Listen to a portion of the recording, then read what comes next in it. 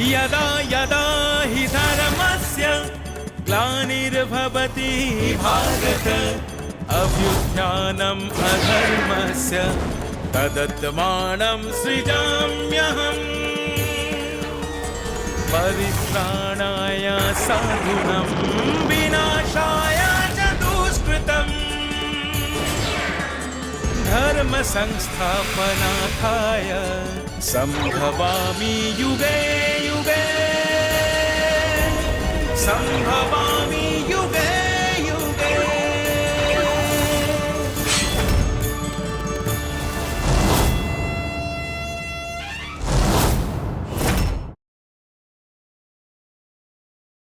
হ্যাঁ, আমি বলেছিলাম এই মহাভারত আজও প্রাসঙ্গিক।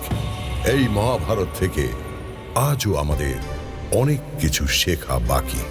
আমি ভাগ্যবান এই কারণে যে মহাভারতের এক অতি সাধারণ চরিত্র হয়েও সময় আমাকে এই শিক্ষা দিয়েছে যে শুধু পিতাই কেন পুত্রের জন্য তার সর্বস্ব ত্যাগ করবেন, পুত্রও পারে পিতার সুখের জন্য তার নিজের জীবনকে উৎসর্গ করতে। এটাই তো সকল পুত্রের কর্তব্য হওয়া উচিত। তাই আমিও চাই তোমরাও নিজেকে প্রস্তুত করো যেন তোমরাও পারো জীবনের যে কোনো মুহূর্তে পিতার জন্যই নিজের জীবনের সবটুকু দিতে। জীবন এখানেই হয় সার্থক। পিতাই ধর্ম, পিতাই কর্ম, পিতাই পরম গুরু।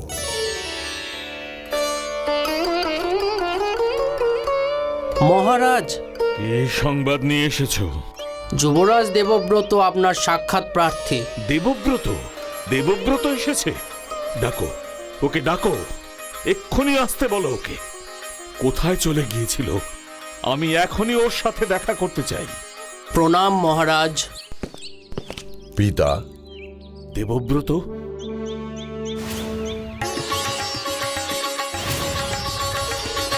কি সত্যবতী তুমি? হ্যাঁ পিতা, স্বয়ং দাসরাজের সম্মতি নিয়েই আমি সত্যবতীকে এই হস্তিনাপুরের রানী করে নিয়ে এসেছি। এ তুমি কি বলছো দেবব্রত? সত্যবতীর পিতা যে আমাকে কঠিন শর্ত দিয়েছিলেন। হ্যাঁ পিতা, আমি জানি। দাসরাজ আপনাকে বলেছিলেন আপনি যদি ওনাকে বিবাহ করেন তবে মা সত্যবতীর সন্তানই হবে এই হস্তিনাপুরের সিংহাসনের একমাত্র উত্তরাধিকারী। এ তো অসম্ভব।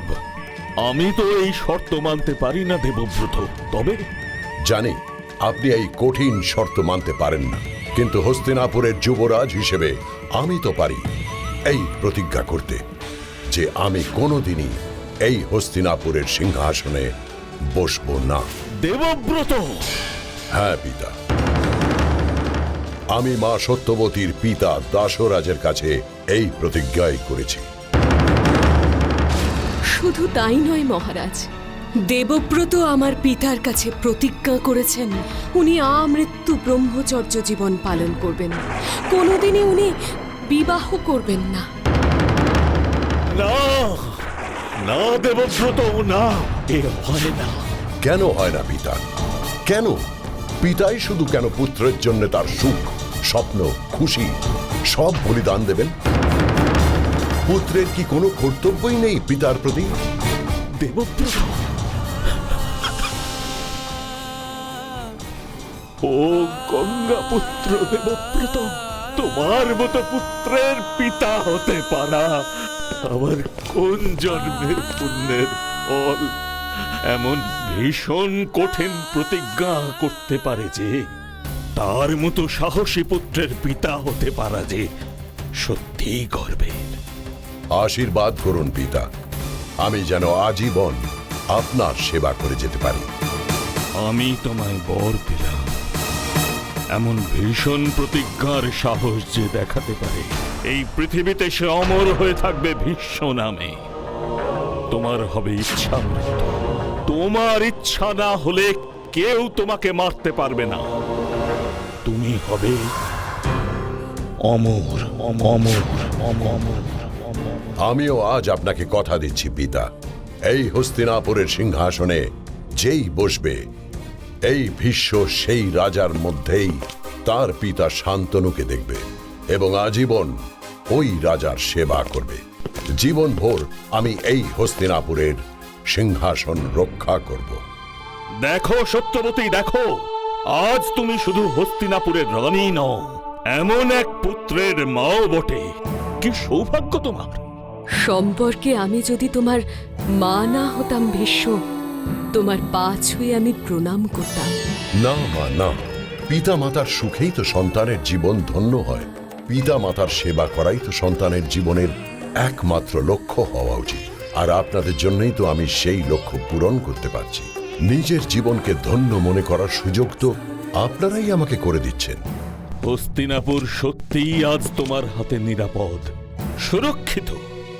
রাজা হিসেবে আমি তাই এরপর পরম নিশ্চিন্তে মৃত্যুবরণও করতে পারবো। আমার পিতা হস্তিনাপুর রাজ শান্তনুর মনোবাঞ্ছা এত তাড়াতাড়ি পূর্ণ হবে আমি তা ভাবতে পারিনি।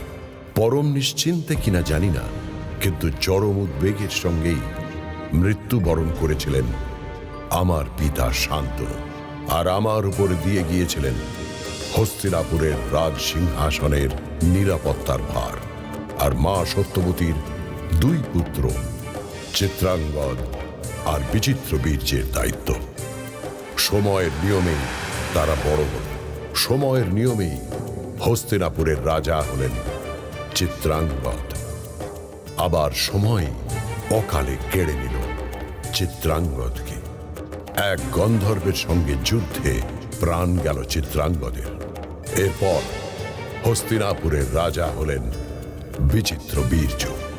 সময় এভাবেই বয়ে চলল, আর আমি রয়ে গেলাম হস্তিনাপুরের অতন্ত্র প্রহরী হয়ে।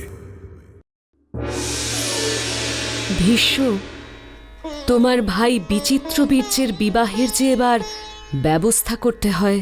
আমার মনেও যে একই কথা ঘুরছে মা। আমি আজই মহামন্ত্রীকে বলে ক্ষমা করবেন আমায়, আমাকে এখানে এভাবে আসতে হলো বলে। আপনার কথাই তো বলছিলাম। কোনো জরুরি সংবাদ আছে বলে মনে হচ্ছে মহামন্ত্রী। খবর পেয়েছি কাশী রাজা তার 3 মেয়ে অম্বা, অম্বিকা আর অম্বালিকার স্বয়ম্বর সভার আয়োজন করেছেন।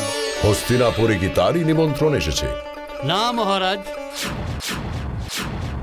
কাশীরাজ দেশ বিদেশের সকল রাজা মহারাজাকেই আমন্ত্রণ পাঠিয়েছেন, শুধু বাদ পড়েছে হস্তিনাপুর। না, এ অন্যায়। হস্তিনাপুরের এত বড় অপমান আমি কিছুতেই মেনে নেব না। কাশীরাজ হয়তো এখনো ভুলতে পারেননি তার বোনের সাথে তোমার বিয়ের প্রস্তাব তোমার পিতা অগ্রাহ্য করেছিলেন। এই অবস্থায় কি করবে তুমি? আমি যাব ওই স্বয়ম্বর সভায়। কাশী রাজার মেয়েদের আমার ভাই বিচিত্র বীর্যের স্ত্রী হিসেবে বরণ করে নিয়ে আসবো আমি। সে তুমি যেতেই পারো। হস্তিনাপুর রাজ ভরতের রানী সুনন্দা তো কাশীরাজেরই কন্যা ছিলেন। মহামন্ত্রী, আমার কাশী যাত্রার ব্যবস্থা করুন।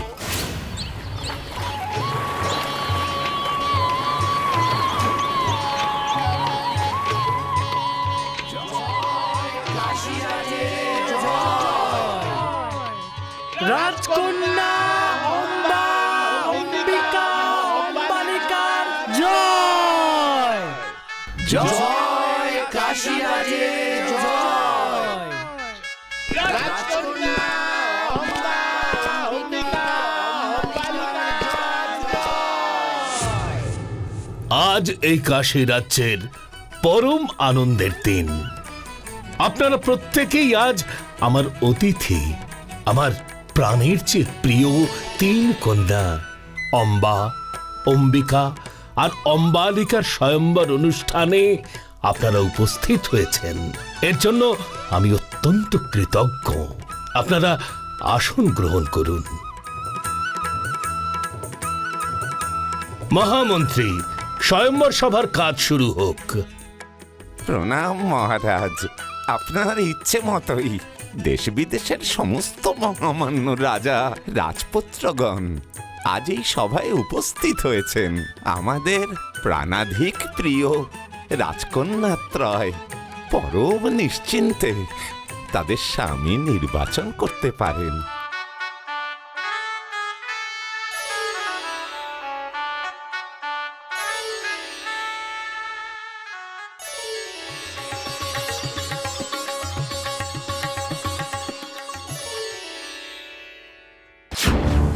খবরদার খবরদার খবরদার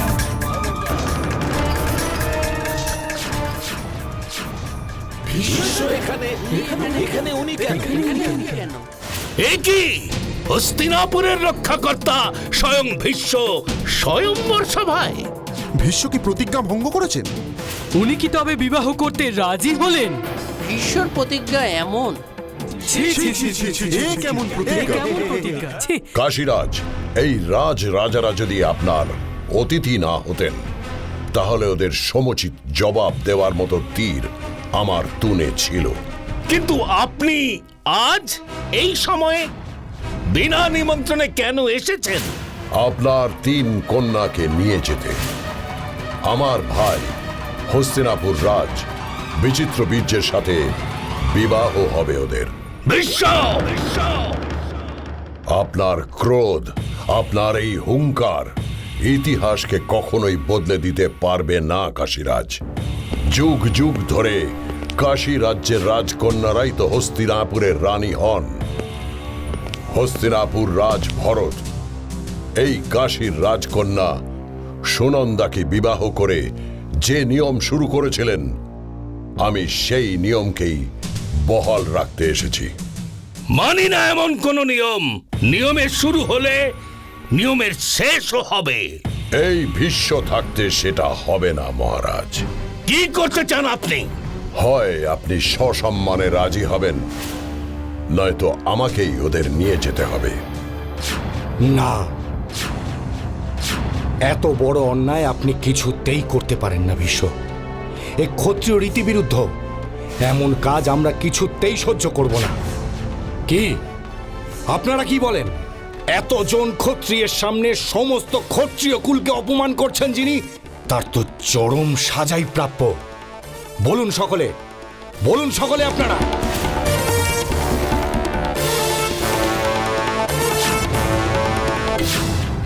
বলুন, আপনারা কিছু বলুন। এ তো আপনাদের সকলের অপমান। কিছু বলুন আপনারা। প্রকৃত ক্ষত্রিয়দের নীতি একটাই, অপমানের যোগ্য জবাব, মানের প্রতিষ্ঠা। কাশীরাজ, আপনার কন্যাদের স্বয়ংবরে হস্তিনাপুরকে নিমন্ত্রণ না করে আপনি যে অপরাধ করেছেন তার জন্য আপনাকে ক্ষমা করে দিলাম। আর শল্যরাজ, একবার আমি যে জীবন দান করি সেই জীবন আর নিই না। পথ ছাড়ুন আমার।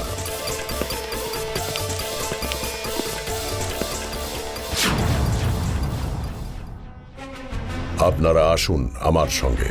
আমি আপনাদের সসম্মানে হস্তিনাপুর নিয়ে যেতে চাই।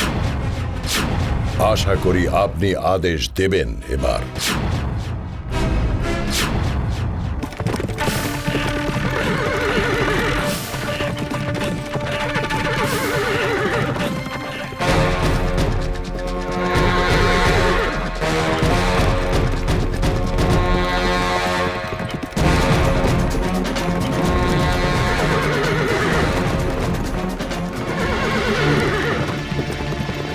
ভীষ্ম!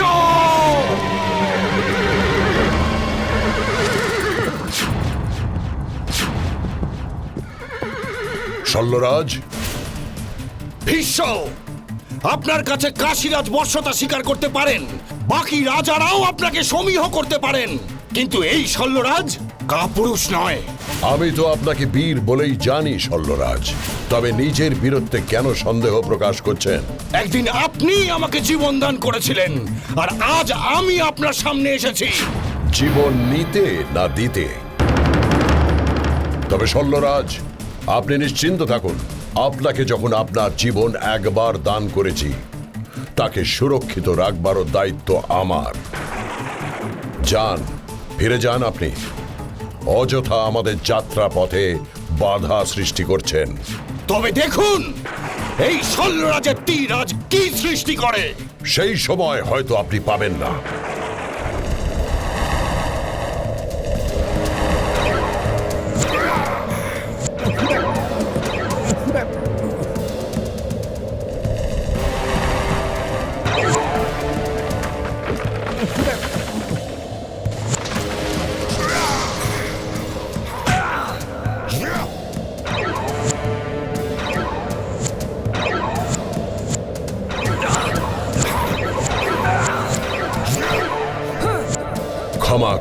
শল্যরাজ, আমাকে হস্তিনাপুরে যে ফিরতেই হবে। সারথি, রথ চালাও।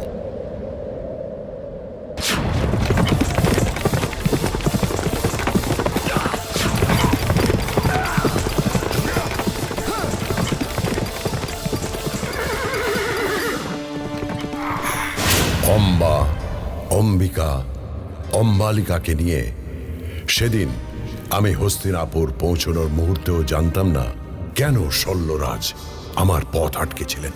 আমি জানতাম না শল্যরাজ আর অম্বা দুজনকে বিবাহ করতে চায়।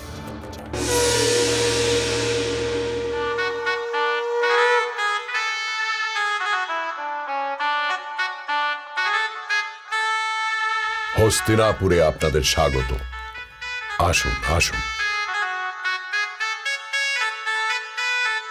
মা, এই আমার ভাই বিচিত্র বীর্যের 3 রানী, কাশীরাজের 3 মেয়ে, অম্বা, অম্বিকা, অম্বালিকা। এসো মা, এসো। হস্তিনাপুরের রানী রূপে বরণ করে নিচ্ছি তোমাদের।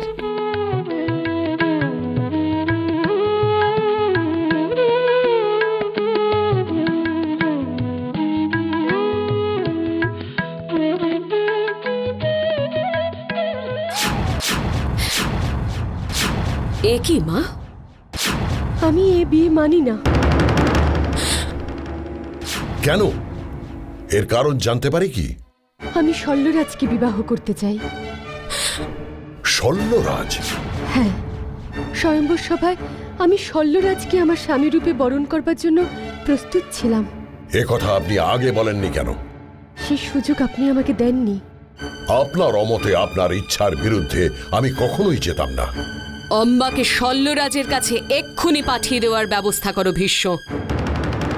আপনার আদেশ শিরোধার্য মা। চলুন দেবী। সারথি, রথ বার করো এখনই।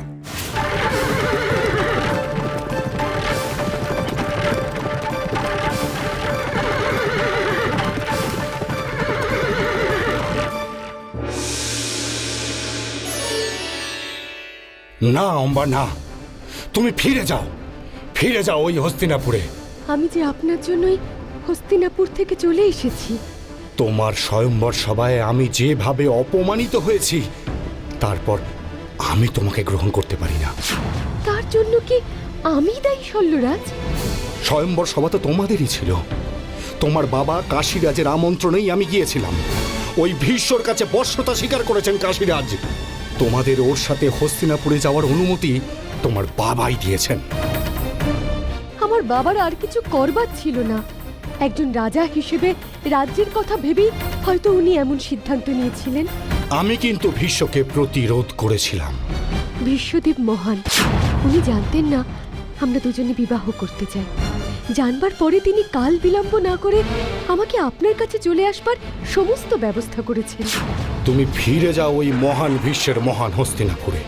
ভীষ্মকে গিয়ে বলো উনি আমাকে একবার জীবন দান করেছিলেন বটে, দ্বিতীয়বার আমি ওনার কোনো দান স্বীকার করব না। শল্যরাজ,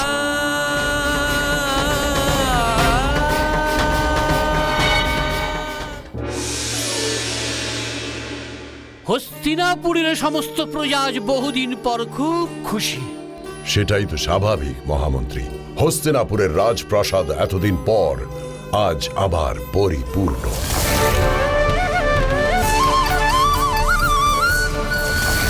মহারাজ বিচিত্র বীর্য, রানী অম্বিকা আর অম্বালিকা, মা সত্যবতী, সকলেই আজ মহা খুশি। হস্তিনাপুরবাসী বহুদিন পর আবার নিশ্চিন্ত বোধ করছে।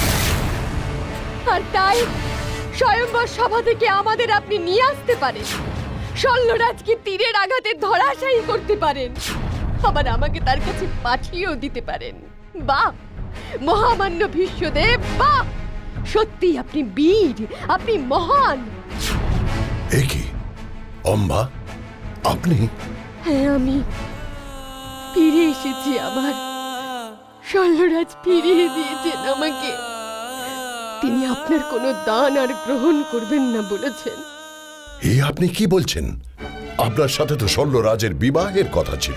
কিন্তু এখন আর সে বিয়ে সম্ভব নয়। আপনি তাকে অপমান করেছেন, আপনি আমাকে অপমান করেছেন। কিন্তু আমি তো বলেইছি আপনাকে যে আমি শল্যরাজের সঙ্গে আপনার বিয়ের ব্যাপারে কিছুই জানতাম না। আমিও জানতাম না। হস্তিনাপুরের সম্মান রক্ষার জন্য আপনি আমাকে অপমানও করতে পারেন।